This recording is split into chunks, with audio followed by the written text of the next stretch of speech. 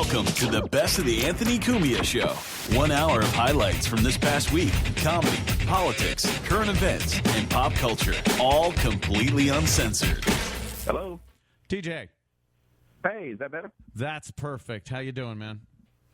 Doing well, brother. How are you doing? Pretty good. Boy, I love following you on Twitter and watching your YouTube videos.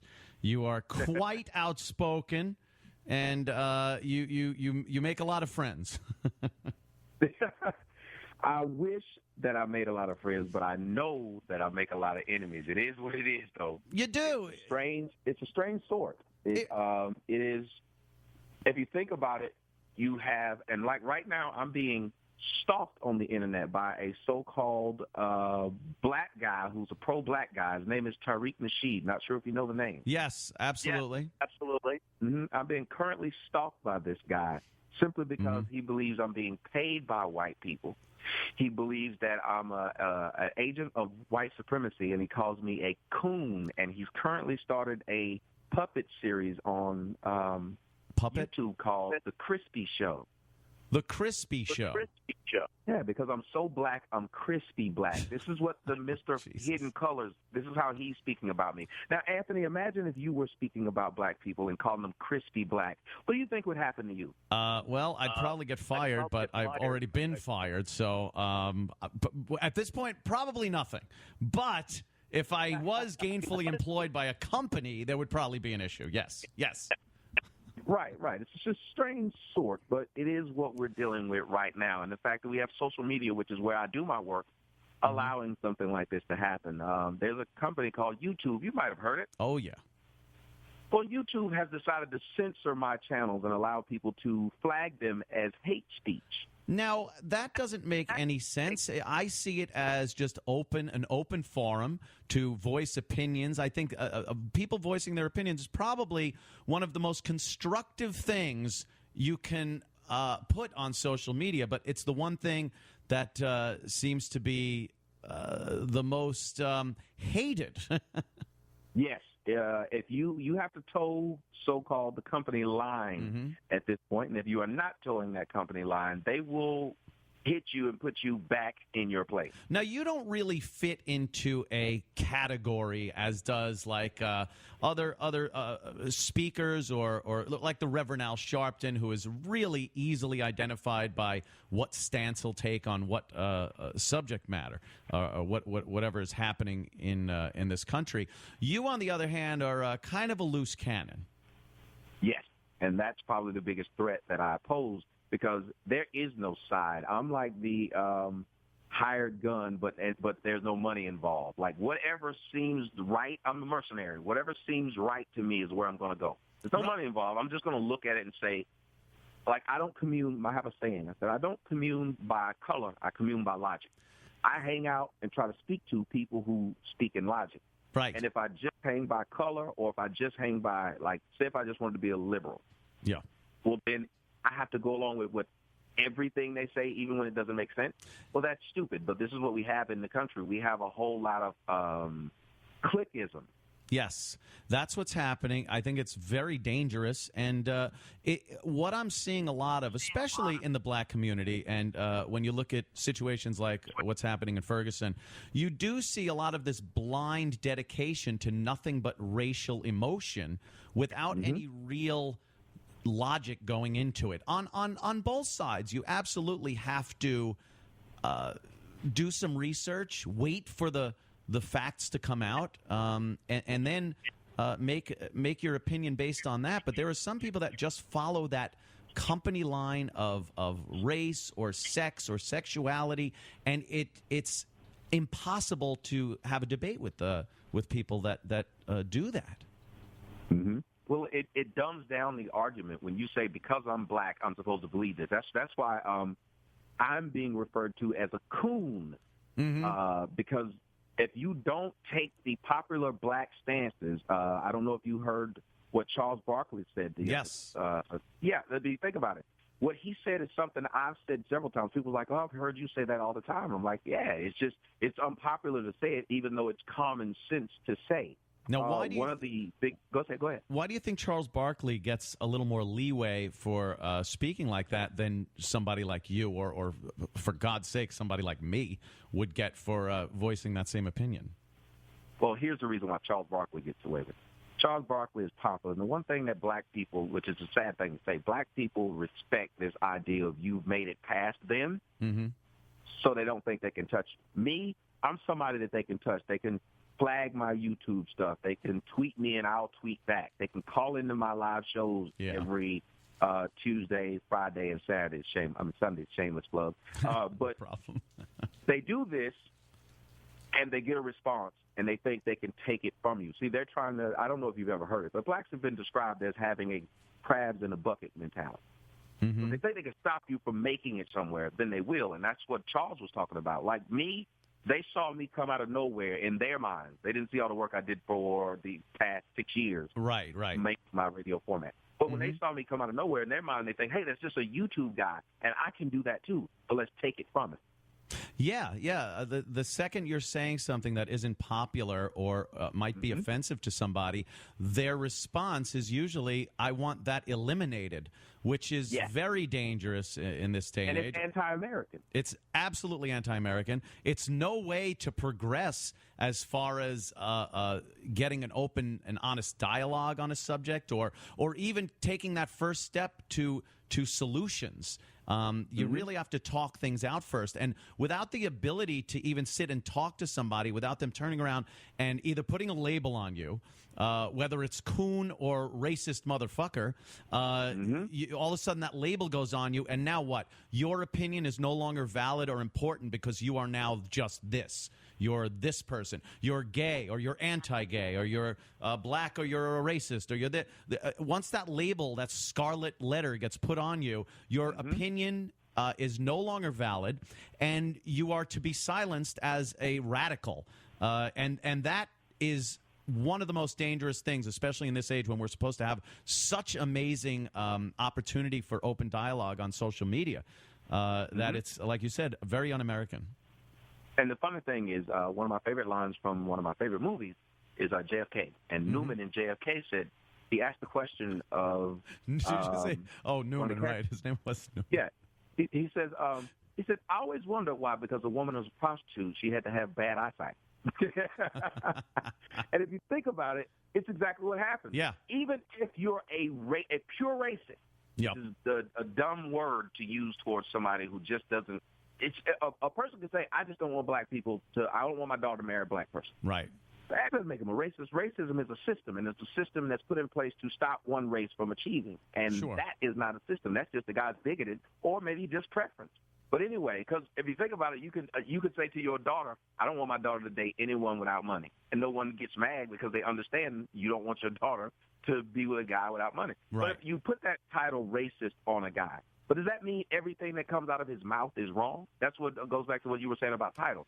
If you put this line of he's a sexist or a misogynist, I hate that word. Well, you've probably heard it a few times. Yes.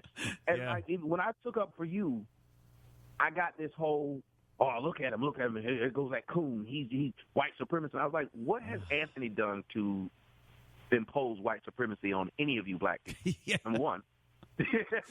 It's because of an unpopular opinion that I might have that some people in the black community don't want to hear. All I was talking about when I was called a racist was the fact that I think there's a disproportionate amount of violence in the black community. I wasn't talking about the causes and effects and why. I was just saying that there is, and I think I fell victim to that in the city when that woman stepped up and started smacking me in the face because I was taking pictures.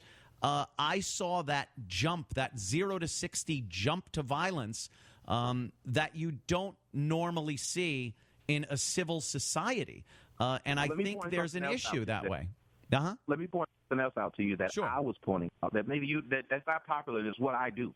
I talk about how, and it just answer these questions, and you can tell me the answer to it. Sure. When you look in the inner cities, there's a lot of violence in most inner cities, right? And there's usually a lot of minorities in inner cities, right? Mm-hmm. Most of those minorities, what is the ratio of single mother homes, and full family homes. Oh my God, it's there are way more single family homes, single parent homes. And Absolutely. the single parent homes are usually which gender, male or female? Female. All right, so the inner cities where you have all this violence, who's raising these violent individuals? Either the mothers or the grandmothers, yeah. Single black mothers, typically. So Right. you wonder where all the violence comes from and why all the gangs, again, most gang members don't have good fathers at home. It's true. So no one wants to point out that these single black mothers, just like one of the black women who ran up in your face and wanted to fight you, Right. are raising these violent-ass inner-city thugs, and no one will say it. If it was single black men raising all these violent men, the first thing it would be was splashed on the front of the newspapers that these single damn. black men are failing their children. They're raising these violent thugs. But they refuse to say it about the women. Now, Anthony, why is that? Well, first of all, I got to tell you, that is brilliant because I've never heard it put that way. Everyone says the lack of the male parent in the household is the cause or part of the cause of some of the problems in the black community. But they've never brought up the fact, well, fuck who's not there. Who is there? Thank you. So that's actually the first time I've really heard it put that way. And I would assume, well, a lot of black chicks, as I could just say, don't take much shit. They won't take shit from anybody, and whether it's deserved or not. Well, think about it. They're known as being violent. If you look at any commercial, when the black chick is in the commercial, she's the she's the one who gives you bad customer service. When you watch any movie, when you need a smart-ass sidekick or a somebody that kicks ass, Right. it's the black woman. They take pride in having that thought. Right now, go and Google on YouTube, women fighting. Almost the majority of them will be black women. Right. Wow, that's shit. They'll fight in front of their children. There's been several cases of where black women have sat there, brought the camera. There was one I put up. There was 30 black women fighting in a ditch, and they were like 20-year-old girls, and their mothers were out there fighting with them. There wasn't a man in sight. Anthony, I want you to do me a favor. Every time you see those fight videos, look and see how many other women are encouraging them to fight. Yeah, and how many times there are no men there at all. It's women and children. I've absolutely seen many of those videos, and it's beyond me how just an encounter in a fast food restaurant turns to immediate violence, and just not just a smack or some bad words, like chairs over the head, old Western type fight brawls. They fight. People get mad when I say it. They fight like men. When you see two white girls fighting, you're going to see a lot of hair pulling, and usually one of them will be crying in the middle of the fight. You can kind of watch it and get a beer and might get off on it. Yeah. When you watch two black chicks fight, it literally looks like two hyenas fighting. Somebody's going to seriously get hurt. They are throwing haymakers like dudes. I've seen them get into stances like men. They will literally get into a fighting stance. Yeah. Where does this come from, TJ? I mean, what do we have to look at that really brought this on in black women? Black women are looking for an identity. In the United States, the standard of beauty is not black women. So if you're a woman and you know that you're being judged by beauty, and you have this standard in a country that you don't run, because blacks don't run the United States, and nothing is standardized by them other than probably music and sports, and then that wasn't ours. We just excelled at it. This is why you have black women buying weaves, spending $10 billion a year on a hairpiece, right? And a hairpiece that looks nothing natural to them. They're trying their best to replace white women as the standard of beauty in the United States. Don't believe me? There's a show on television called Scandal.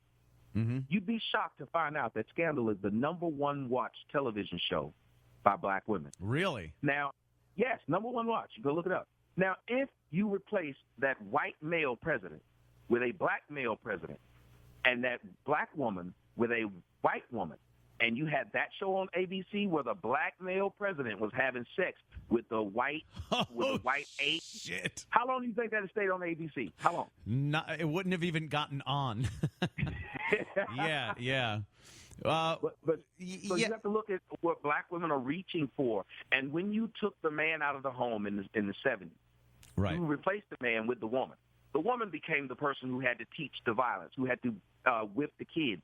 If you go back to movies like The Color Purple, what were the black women even in that movie regarded as? Violent, steely. You sit there and beat them. She beat up her own husband. Yeah. Black women have always been portrayed as this violent character, and they eat it up because they're looking for something to be identified for. And having a bad attitude and being violent is the only thing they've gotten identified for in the United States. Oh, and having a big butt. So look at how they talk about each one of them. It's their badges of honor. Yeah, I can't deny what you're saying. What do you think there are there any solutions? What do you need to do to maybe remedy this, even if it takes generations? Right now, I'm producing a film, and you can tell your people to go to it. It's called A Fatherless America, and it's at afatherlessamerica.com. And the reason I'm doing that movie is because one of the biggest issues we have in the United States, and it's black people and white people, all people in the United States, is that fathers are being devalued every day. Yes. And what happens is it severely destroyed the black community. And until us as Americans start to recognize the value and the importance of fatherhood, because when you break it down to what I was saying, a lot of these kids that come from single mother homes, a lot of these kids are really, really violent. You can almost trace every violent crime back to there was no father in the home. Like the vast majority of them, there wasn't a father there. And yet we don't bring this out. It doesn't make sense if the vast majority of Ebola cases came in through LaGuardia. Don't you think somebody at some point would point out, well, LaGuardia is producing an inordinate amount of Ebola patients. Right. But nobody wants to point out that single mothers are putting out an inordinate amount of violent children. Well, go ahead. Years ago, I think a full family, a family with a mother, a father, the kids, was kind of looked at as a conservative ideal, which is the dumbest fucking thing I've ever heard. And when a lot of single mother households started popping up, and any criticism was thrown their way, it was looked at as if the mean conservatives were picking on the families that, hey, we can all be a family. Sometimes a family is this, and sometimes it's this and that. But so it was politically incorrect to call people out for raising children with one parent and the effect that it might have in future generations. And I think that's exactly what we're seeing now are the rewards of that. Look, I saw a Camry commercial, and it's a sad commercial to me. And you see this guy driving away, and they're having him talk over the back, and one of the last things and you see another car chasing him, and you wonder what they're chasing him for, and then he says, and I did not hold my peace. And so you look to the side in the passenger side, it's, of course, the bride. And she's throwing her bouquet out the window, and the groom and the groomsmen are running behind him trying to stop him. So it's showing how it's easy. Like it used to be that if a woman was a whore, we're living in whore culture is what I always say. Because right now we're rewarding whores for being whores. This commercial is talking about how bold it is to go and take somebody else's wife and ruin a family. They have another commercial, another car commercial. I think it's the Acura, where this guy goes into the prom and he just walks up to this other guy's girlfriend, kisses the girl while the guy's there. The guy punches him in the eye, of course. He drives off in the Acura. And again, it was talking about how that's being bold. We reward the most aberrant behavior right now in the United States by women. It gets rewarded. You can be a woman. There's a woman right now who has a guy on child support. And it's not his kid, and they will not make him. They will not take him off of it, even though she lied and said that the kid was his. He started paying, and he started realizing the kid doesn't look like him. He goes back, gets a DNA test. They're right. Yep, sir, you're right. It's not yours, but You've been doing it for so long. You were right. married You've been to the doing woman. it for so long, so now you got to keep doing it, which is ridiculous. We allow women to just be childish. Women have 33 forms of birth control, but even if that still doesn't work, we allow them to wait up until the 6th month to be able to have an abortion. A woman can kill a kid up to 6 months, but if you're running down the street away from somebody, bump into a woman, she loses her baby, you can get charged with involuntary manslaughter, and she was only 2 months pregnant. It doesn't make sense. True. Yeah, that doesn't make much sense. I know that the legal system is insane when it comes to women. We have to be force-fed on a daily basis how women don't have the same rights, either in the workplace, as far as pay goes, with education and everything. Yet you'll never hear a woman argue in a divorce case that she is just as capable to work and earn, yet she needs to take the man's money for years and years and the house. And I didn't even have any kids or any property when I was married. I still don't. Well, I have property, but no kids. And I was literally mugged in that courtroom to pay this woman for doing nothing but cooking occasionally and occasionally fucking me. And that's why I had to pay her 7 figures. And yet you'll hear how horrible it is that there's discrimination and pay separation and things like that. It's always what suits you best. Yeah. Yeah, isn't it amazing? You never see Gloria Allred run up into a court whenever a woman has killed her, Andrea Yates, her children. And even right now in the United States, court system is a place where men get fucked. Andrea Yates killed her husband and her children, killed all her kids. And the first question that's asked by the court system and everybody else is, I wonder what drove her to do it. But when a man does something like that, no one ever questions what drove him to do it. Hell, everybody's still mad at Ray Rice when you can clearly see that this woman was hitting him too, even when she said, I hit him too. Mutual combat. When you put your hands on me, it's mutual combat. It should be, since women claim that they're equal. Hell, I have a saying, women want equal rights, give them equal less. You know something? I didn't even think about laying a hand on that woman in Times Square, and I didn't. But man, she was just throwing, and it's that thought that women have that they are not going to be hit.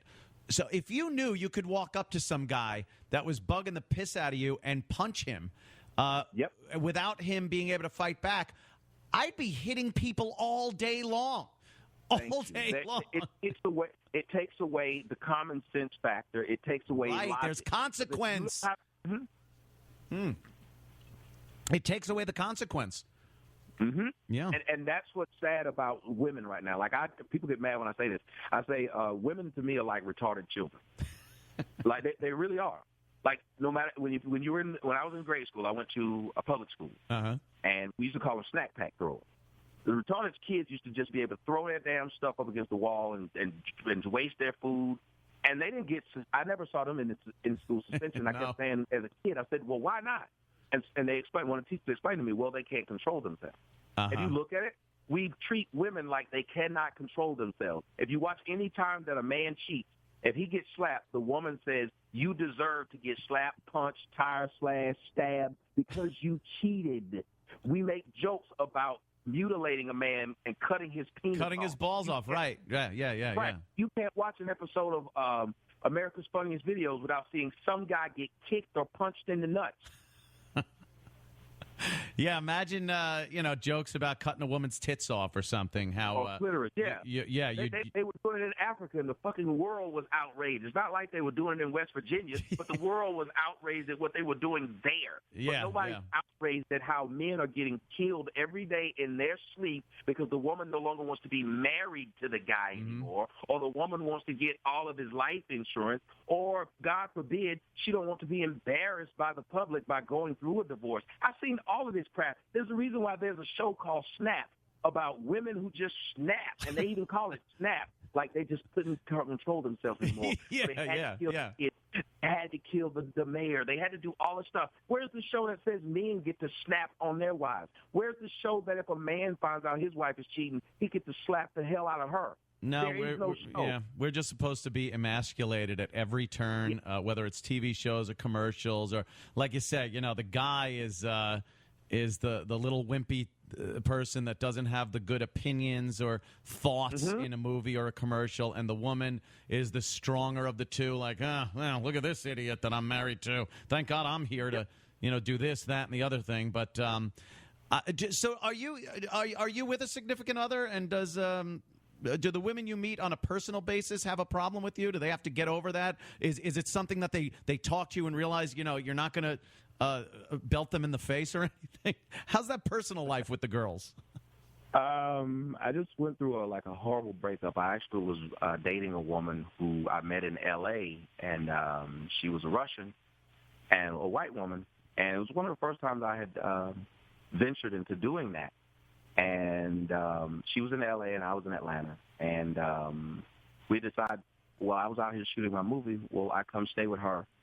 And everything seemed to be going well until I came home and there was another guy in the house with her. Oh, shit. So that didn't kind of work out. Oof. You got to watch them Russians. They're crazy, too. Holy shit. Oh, and then the funny thing was all the things, I was doing the whole, man has a job and all that stuff. So you're paying all the bills and all that stuff, because that's what you're supposed to do. It's okay for you to date a broke woman as long as she's pretty. So you date a broke woman who doesn't have a job and lives in the back of somebody else's house. You're paying all of the bills, and what happens? Well, she still decides, because I'd helped her put her whole be a chef and all that stuff, pay all that crap. Uh-huh. And I guess she found a better guy than me. And nobody even, there's no even penalty for women to do that. If a guy does that, he's a dog. Yeah, absolutely. If a guy has a woman that just does everything for him and he just he's a fucking bum. He's a mooch. Yep. Right. Yeah, but women do that every day, especially here in L.A. It's like, so the dating to sum it up, dating for me is like one of the worst things in the world, because I don't really know how to do it, but that's been before what I was doing now. I just don't really know how to date. I don't think it's a fair playing field for men. Mm-hmm. You have women who always ask the question now of what happened in chivalry. Well, right. Feminism killed it.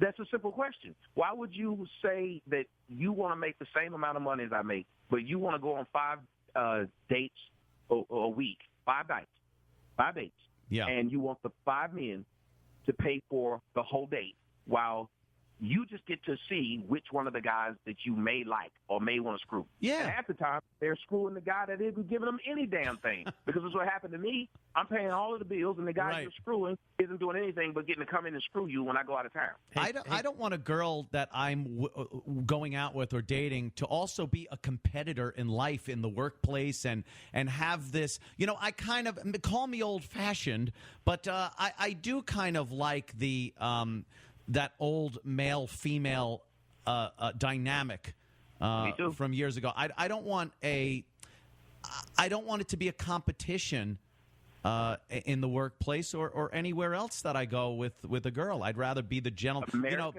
Be the lady, be the gentleman, and handle it that way.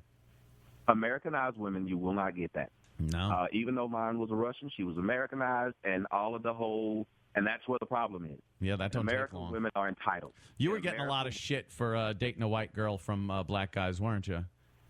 Oh, man, they were stalking me. They were stalking her. Yeah. They were they're still putting up photos. They were calling her all kinds of bitches and whores, and I'm trying to defend this chick, and it looks horrible to me. I read something that said you can't be a real black man if you're going out with a white woman.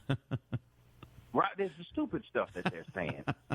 They're saying Russell Wilson isn't black enough, the quarterback for the Seattle Seahawks. Right. They mixed president, and they claim how black he is. Mm-hmm. I'm not understanding it. Like when we as black people speak, you don't know if it'll hold true tomorrow. It just holds true for that instant, that day. Yeah. You can't follow it logically. It's one day you want to be called this, one day you want to be called that. One day you don't want people to speak to you like this, and one day it's okay. And it's like this weird little hoop, or it's like playing double dutch when you're dealing with what is okay to do or say to black people that day. Yeah. One day it's okay, one day it's not. Right. And that's the hard part about us in America, American black, is we're not consistent. We're not consistent with anything. Do you One think day that's we're really upset about what's going on in Staten Island and the cops. When's the last time you heard him say anything about what happened in Staten Island? When's the last time the media covered that? Oh, those hashtags go away really quickly these days. The next thing comes up, and that's about it. I think it looks to me to be some kind of power base. Like, if you're a people that don't feel like you have any power, just the fact that you could tell the rest of society that, okay, you can't do that today. You can't use this word. You can't do this, or you can't criticize us for doing this. Do you think it is some kind of a power base? Like at least I have something that I have control over? Right. I call it the power of irritation and annoyance. That's the only thing that black people have. They can irritate the shit out of you. But that's it. They would just irritate you, but that's pretty much it. It's the best of the Anthony Cumia Show. The Anthony Cumia Show airs live Monday through Thursday from 4 to 6 p.m. Eastern in glorious high-definition video, exclusively at anthonycumia.com.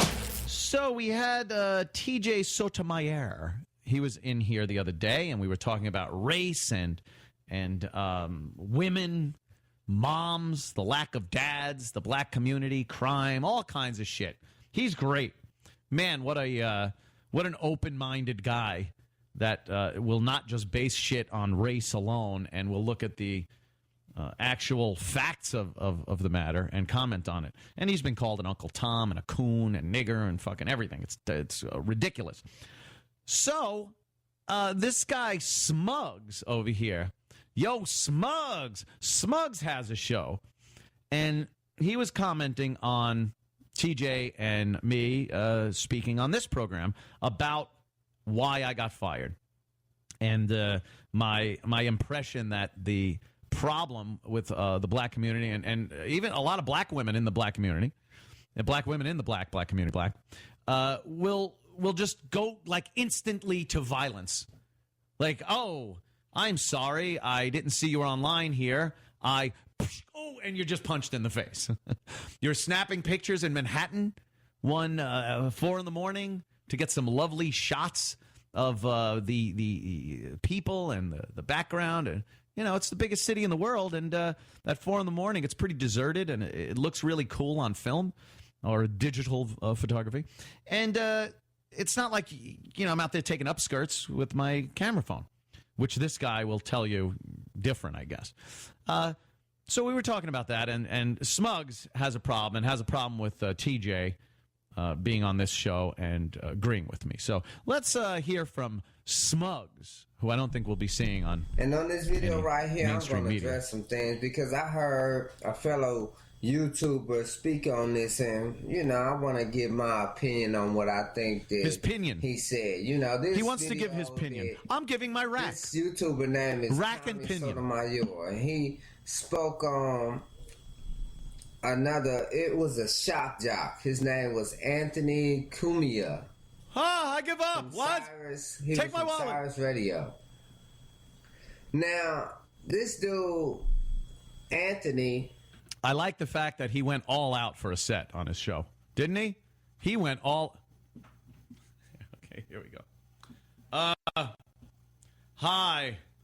It's the Anthony Cumia Show. We really went all out on this set. It's actually hundreds of thousands of dollars of green screen technology, but I just decided to put that up on the green screen to make it look like there's a horrible picture up on the wall behind me. Oh, thank you, Smuggs. Where's Smuggs? Hey, Pal Talk says it looks like Brother Joe's set. Like Brother Joe's set. Oh, you are terrible people, Brother Joe's set. All right, so Smuggs has a lot to say about this in front of his amazing picture. What he did, he was out of pocket. Now, I don't care what no... Apparently, Rat, I was out of pocket. Keith, can you help me out here? You were a cop. Yes. What is out of pocket? I was out of pocket. I don't even know. What the hell is out of pocket, Kelvin? What the hell is out of pocket? Hold on. What's this spook talking about? What's out of pocket? Let's see what it says on the... Do you got the... Yeah, you got all that fucking lingo? Yeah, let's take a look. Out of pocket. I assume I was out of line. I think I was out of line in his mind for what I did trying to take a picture in Manhattan, because that's just crazy. Who does that? Who takes pictures in New York City? It's insane. You know what out of pocket means? Are they saying it on Pal Talk? People know? Hope they do. E-Rock has out of hot pocket. Out of hot pocket. I'm out of pocket, but I want to be in that meat pocket, if you know what I mean. Smuggs out of his hood, out of line. Limited knowledge. Stupid black terms. Out of line. I think it's out of line. Let's hear a little more of Smuggs and see if we can't put that in context. Here's Smuggs. Somebody say this dude was out of pocket, because I want y'all, as a man or a woman, I want you to put yourself in this predicament. Let's just say you was a YG, you was a son. Because she was a woman, right? All y'all men, I want y'all to pay attention. Let's just say this was your mama and you was a little 7-year-old kid. All right, that's your mama, a little 7-year-old kid. So your mama's a prostitute? Is that what you're saying? Because this woman was a fucking whore. She was a whore, a prostitute. Liar whore, liar whore. Liar whore, and you know it. So don't try to equate it with some mama walking down the street with her 7-year-old child, you dummy. You're out of fucking pocket. And some white boy. Some white boy. Who gives a fuck what color I am or the guy taking a picture is? At least I just shot it with a camera. Look in some of the communities. It's a little different. It's shot with a shitty, uncleaned gun. Motherfucker, clean your guns. Christ. Go to the range every so often. You're hitting every grandmother and child on the street. Hit each other, you fucking dummies.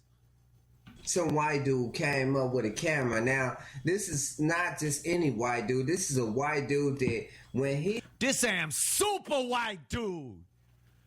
This ain't just any white dude. He's Sicilian. So his great-great-great-great-grandmother, you know, the Moors. He takes pictures of people. He makes mockery of them because that's what his job is, to clown people, is to take them apart and make them look bad and stupid. Is this what I was doing in New York City? Was taking pictures to clown someone? I'm a shock jock on the radio, and I'm taking pictures?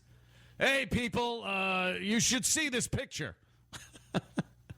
I was taking fucking pictures of Manhattan, and I took pictures of a lot of people that night.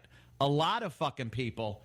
And a lot of things in New York City, and not one of them, oh, wait, yes, one of them did punch me in the face for it. A black woman. This woman right here. Look at her with the finger wag in the face. That's her. This is an actual picture of that woman. I was taking a picture of her walking the other way. Here's what the setup was. She was walking the other way through that scaffolding. And the lights behind her, because that truck wasn't there when I was doing it, her from the back and those lights behind her and the bright light and the blue scaffolding framed the shot. It looked great. And I started taking pictures, and that cannon is fucking loud.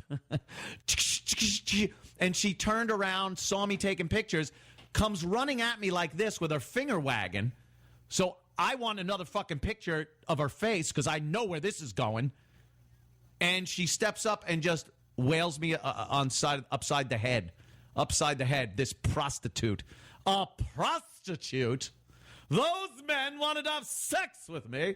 But that was the setup. It wasn't to get a picture of her clowning, because I took another picture that night, which turned out very well, and it's similar. It's this girl from the back. I wasn't photographing her face, walking across the street. The city lights behind, the fucking headlights of the cabs, a marquee. She's in focus. I like the narrow depth of field in that shot. It's fucking great. That's a nice fucking picture. And that's what I was doing. I wasn't clowning. What the fuck is that even clowning? He assumes I go out, take pictures, and then what? I go on the radio show at the time and start making fun of the pictures? Look at this dummy. No, they're very nicely done pictures with a very expensive, nice camera. Like I'm out there with a fucking phone, taking pictures of these people.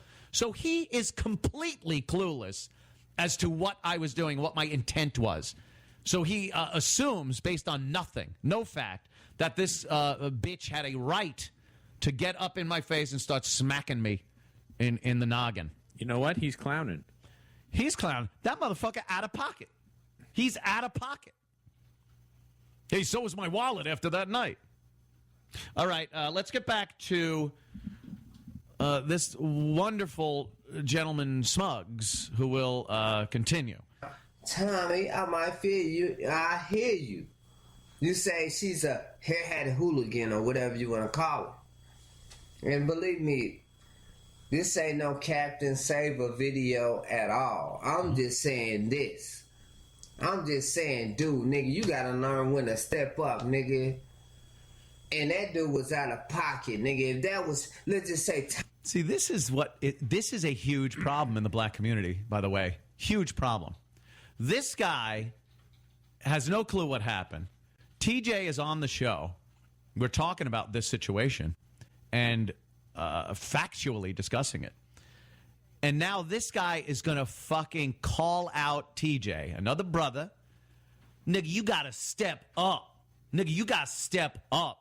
Because of no other reason but this guy Smuggs, the black whore, the black guest I had on my show, and the white guy that was holding the camera. One of these things not like the other. So, of course, you have to jump and run to the defense of the person that was creating the problem instead of the victim of said problem. So this guy is calling him out. And nothing is ever going to get fucking resolved. If you get dumb, ignat motherfuckers like this that are going to shame smart, logical black dudes into calling the likes of me out. Fuck you, Smuggs. Tommy, if that was your daughter and some white man that was out here dissing people... I was not dissing people. Some white man, if that was your daughter and some white man is out there dissing people. And by the way, let me tell you something. I think a lot of black women are being fucking dissed by black dudes a lot more often than they are by a white guy who's taking pictures. But even if a white guy is giving a black chick a hard time, that's 1 in a billion. Because the shit you see black dudes giving black chicks, unbelievable. So you stop. You step off. You step up, nigga. Or some of your enemies, and he came up and he took a picture of your fucking daughter, and you know the intent of the picture that he took was some foul intent. Foul intent? Yeah, to put a artistic Manhattan shot up on the internet with her from the back. This guy is dumb. Dumb as fucking dirt. What would you do? Wouldn't you swell up and wouldn't you say, look, hey, nigga, give me that camera? Give me that camera. Now he's robbing me, apparently. Wouldn't you step up and say, dude, give me that camera? Go into Manhattan, Smuggs, you stupid fuck. Go into Manhattan any day. People are taking pictures all the time. And other people are in those pictures. And you don't know, would you poll everybody and see what the intent was of every picture they're taking? And what, are you going to collect everyone's fucking camera that you feel is being unjust to other people? You're a fucking dummy. You're a dope. By the way, please, people, clip this segment and send it to stupid fuck Smuggs. Send it to this dumbass. He's a moron. I don't even know who he is. Does he even have any viewers? I don't even know. I got this sent to me, and it's like, what the fuck? Who cares? Who is this guy? Someone that does no research. Dummy. Oh, I'm going to tax that ass. You see, one or the other. Tax that ass. You see? Well, that's good. At least there's some kind of taxes being paid, huh? I'm going to tax that ass. He probably doesn't even talk like this. He's probably like real well-spoken. How was that? Was that good? Should we do it? Should I seem a little angrier in the next take? Hello, yes. Oh, hold on. It's my broker. Yes. What I'm saying is, what was these people wrong? Was the black man that stood up for her wrong? Or was she wrong for saying, dude, you out of pocket for taking a picture of me and trying to kick this nigga's ass? She never said, dude, you wrong for taking a picture of me. Dude, you wrong. She never said that. She walked up, went, oh no, and punched me in the face. So, perhaps if we had a discussion, perhaps it would have been nice that I would show her, here, look, here's the pictures. Look, I'll delete them. All right, no problem. All right, thank you, because, it's my life, it's personal things. Okay, no problem, thank you. But no, it went right to fucking violence. So shut up, Smuggs. For taking a picture of her against her will to use on a public forum and try to make a fool of her. You certainly are assuming a lot. Again, there was no intent like that. You're allowed to take pictures in public, Smuggs. How do you think a lot of your homies get arrested? There's cameras all over the fucking place. Get it? You're allowed. She was wrong for that, Tommy? Yes. You telling me she was the one wrong? Yes. But this white boy wasn't wrong. Yeah. See, that's what I'm saying, dawg. See, when you come like this, man, that's why motherfuckers call you a fucking coon. That's why niggas say you a bitch. And see, the thing is, I ain't got no problem with a lot of shit that you say. Look, I ain't against you at all. I ain't trying to bring you down or nothing, homie. But on this issue right here, that's some punk ass shit, dude. Look, real talk. You gotta call shit down the middle. If that nigga was out of pocket for what he did, and you know damn well if a motherfucker walk up on somebody that ain't just minding their own damn business and take a picture of him, and that picture, you know damn well he's a shock jock, so that picture was gonna be used to disrespect that person.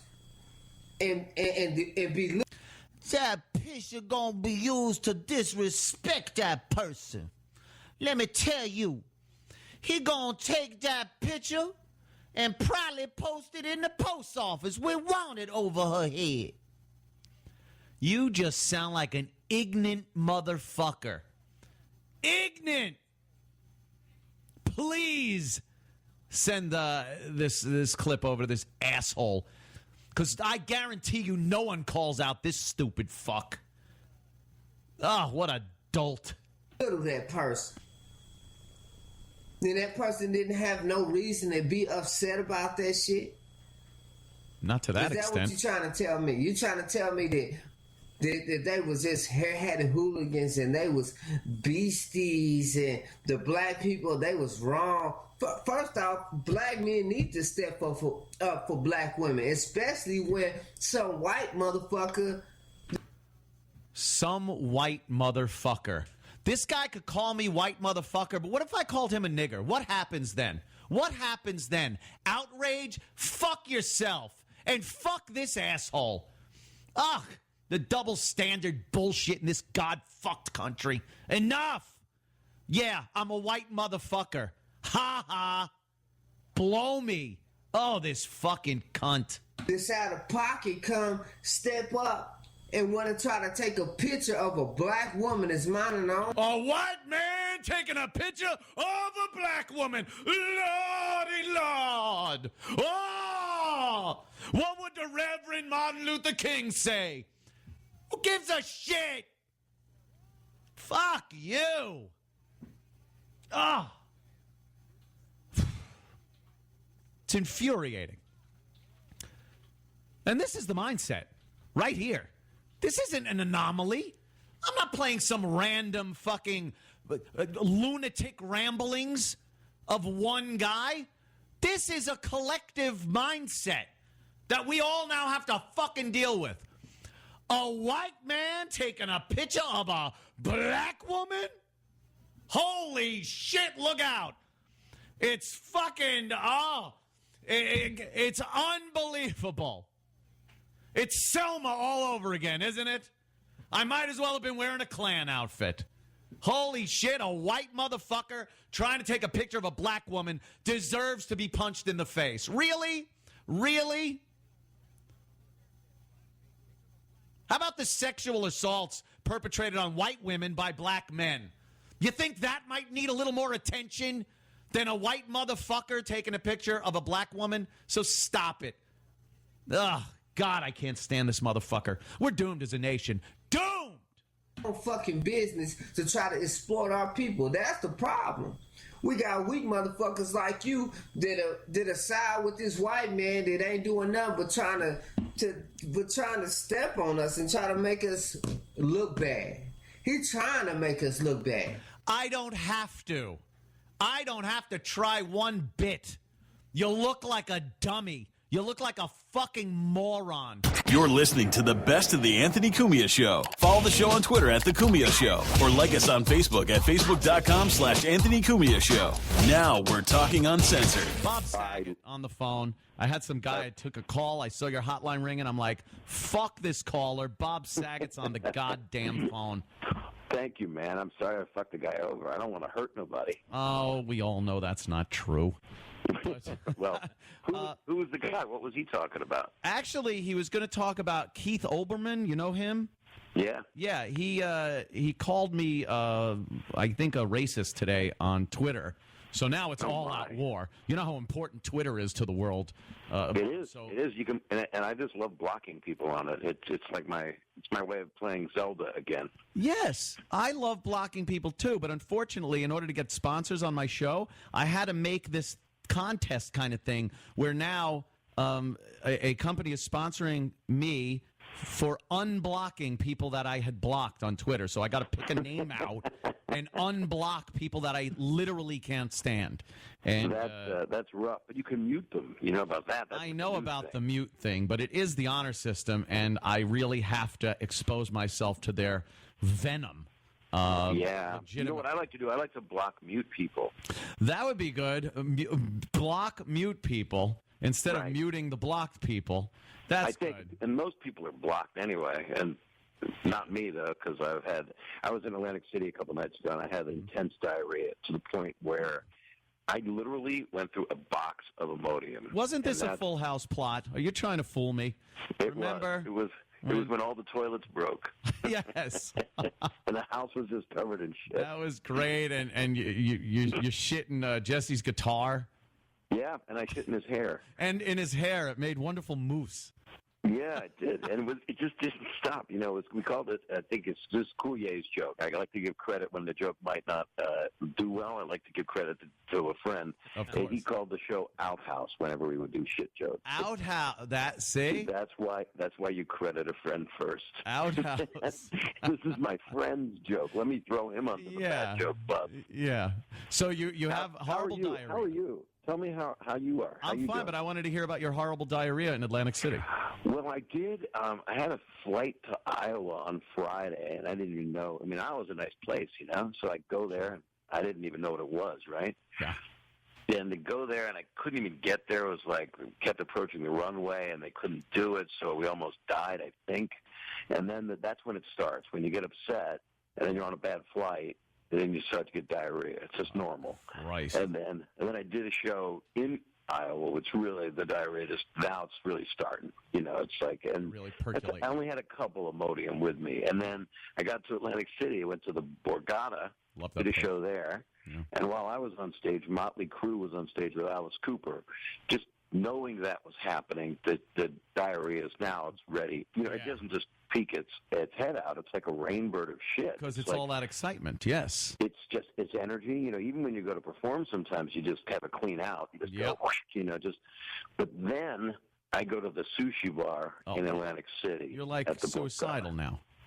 It's unbelievable. I was getting hand rolls and just shoving them up my ass. That would probably block it up pretty good. And then the hookers started coming in. I didn't, right? And I forgot how many hookers there were in Atlantic City. Yeah. I mean, there's a lot. They outnumber the non-hookers, I think. Oh, sure.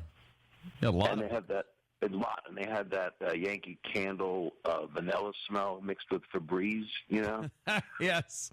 Right? That's the combination of their deodorant and what they wash their clothes with, so it's true. And now I've got, it's all done in the river, so it's all the same water. Yes. And then I start to get the more diarrhea, but I'm still eating because I think the rice is going to bind me. Bind it up? Wow. Then I go to my room. Doctor. I know I'm not a doctor, but Yes. rice does not bind, does it? No, I don't think it does. No, only a good woman can bind you to like a chair. And then I'm up for like 4 hours, and then I have to call down to the desk, and I said to the guy, the bellman, I need Imodium. This is embarrassing, and I'm not under my own name. I think I'm under Shit Stinks or something, some fake name. And then literally 40 seconds later, the guy has Imodium at my door. So that means that this is normal. It's a common thing. They didn't have to look for it. They didn't have to say, oh, this guy needs what? What's Imodium? They know that people get diarrhea when they go to Atlantic City and see Motley Crue. And no one, and it's like I could have said a toothbrush, but nobody brushes their teeth in Atlantic City. They just got to close off their shitter. You could have shoved it up your ass.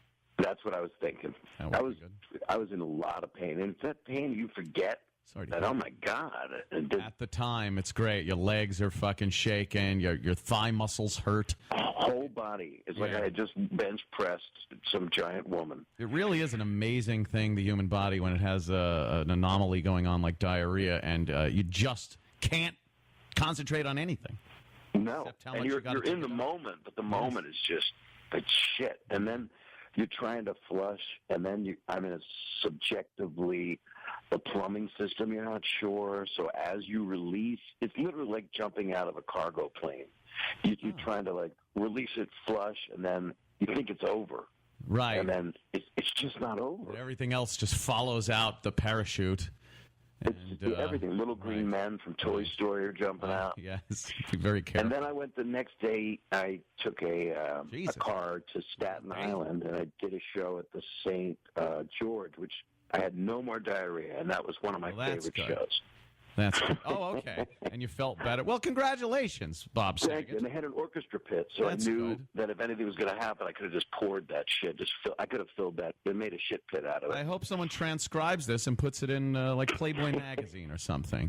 That could happen. There was the rumor going around about some kind of Full House reunion, for God's sake, and then it sounded like you were the killjoy and blowing the whole thing. You know, not everyone has that Bob Saget money. You know,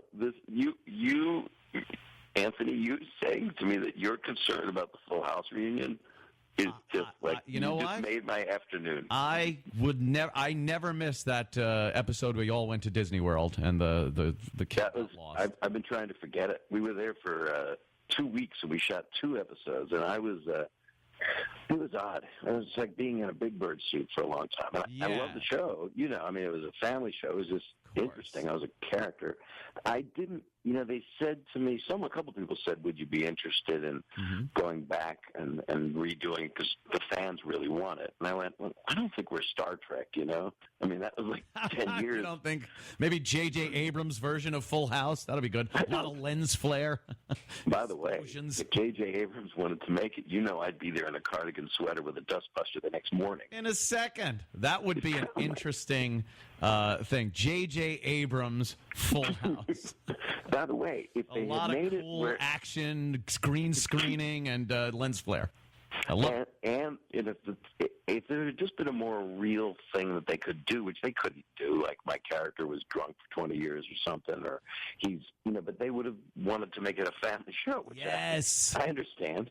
That's true. Something. What would you have thought your character should have done? Say there was a reunion for 20 years. You come back, the show's on, and it's like, okay, what has this guy been doing? Well, I thought about that because when we first started talking about it, Stamos had the rights to it. I think he still has a part of it, and all the producers that I know that started my career, So the idea was, to make. Their idea was to make me just, he's more disgruntled, which is, you always want to hear that. A little more of a curmudgeon. Yeah, right? So the sweater is the same sweater, but naughtier, Yeah. But my idea was that he had processed everything, and the show didn't go Brady parody. It wasn't a bunch of people with wigs. Instead, it was just real. So But that's like saying add 2 more dimensions to something that was rightfully so a 2-dimensional show made for 14-year-old girls. Yes. Yeah. So I don't think a 40-year-old girl who grew up really wants to watch me going, man, I drove drunk last night. How are you, DJ? Yeah, and that would have. You know, I'm getting divorced, and you know, It just would have been Jesse, depressing to make it real. It kind of would depressing. be. And Stamos would have come in with sores all over his mouth, stuff like that. No, the best thing would have been he went bald. that is just that would Stamos with, I mean, the fucking horseshoe bald. That would have been killer. And he's just so bitter about it. Oh, that would be. I want to write the Full House reunion, and it would just be the nastiest Quentin Tarantino version. The Anthony Cumia Show. Now we're talking uncensored. If you like what you hear, visit AnthonyCumia.com for subscription information and show details. And never miss a minute of fully archived shows available at any time in streaming HD video or audio download. Go download. Go download. Go download. Go download. Go download. Go download. Go download. Go download. Go download. Go download. Go download. Go download.